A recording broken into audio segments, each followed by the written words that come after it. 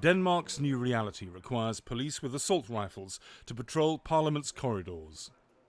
They're protecting not only Swedish artist Lars Vilks, who once drew the Prophet Muhammad as a dog and was the target of the first fatal attack in February, but also those who want to discuss free expression.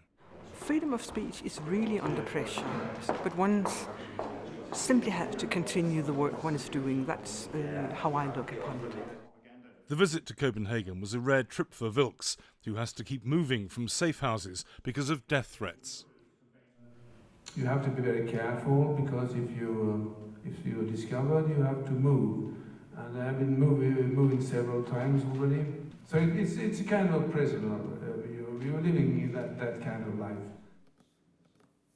Fellow cartoonist Bob Katzenelson, who works for one of Denmark's main newspapers, has no desire to put his life on the line. As a cartoonist, we didn't sign up like soldiers or policemen or other people working in dangerous areas. Instead of things calming down, they have escalated. You have to think once or twice about how you're going to approach certain topics, in specific religious subjects. So that has changed. Do I stick my neck out then and risk my head being cut off? Denmark is at war right now, and people in our society are willing to take up arms and fight against our way of living.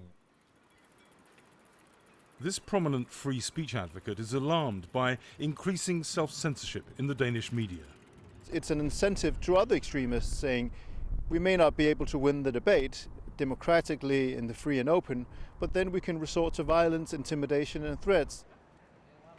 The trickle-down effect of intimidation has made an appearance in Denmark's election campaign. This candidate, who has a Turkish father, was ordered by extremists to leave a predominantly immigrant district of Copenhagen. They said that voting was un-Islamic. I think it's a small group, but it's a very dangerous group, and it's also important that the police is here and can protect some of the candidates which have roots in the Middle East, because I'm not the only one who have this experience. You've got to be joking. I don't want a rose. You want my vote? I think it's seriously inappropriate that you're here. You're the one who's bad-mouthing us.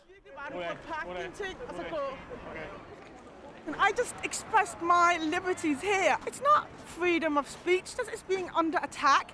It's the whole way you take that statement and label it on people and being defined by other people. That's the problem.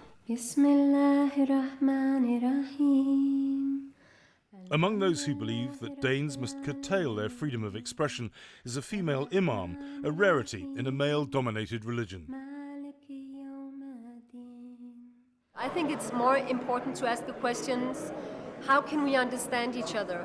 If we keep mocking people, humiliating them, generalizing Islam, I mean, of course we will have reactions. I think when we speak about free speech, we're so occupied that saying that free speech should be absolute.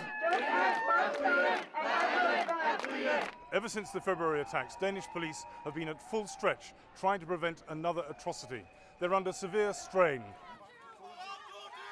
Here, they're trying to prevent anti-racists from clashing with a weekly demonstration of a small group that claims it opposes extreme Islam, but not all Muslims.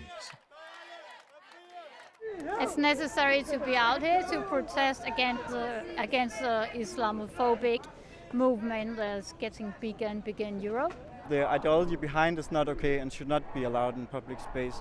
You should not be allowed to express racistic opinions and so on.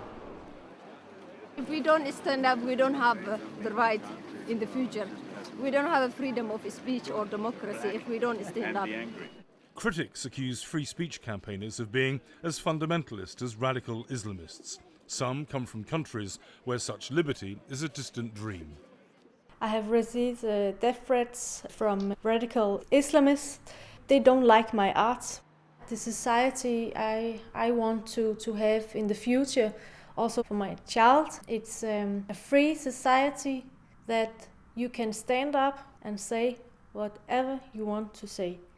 Don't threaten anyone, don't kill. Nearly 10 years after Denmark outraged the Muslim world with the Mohammed cartoons, the debate over free speech is more fraught than ever.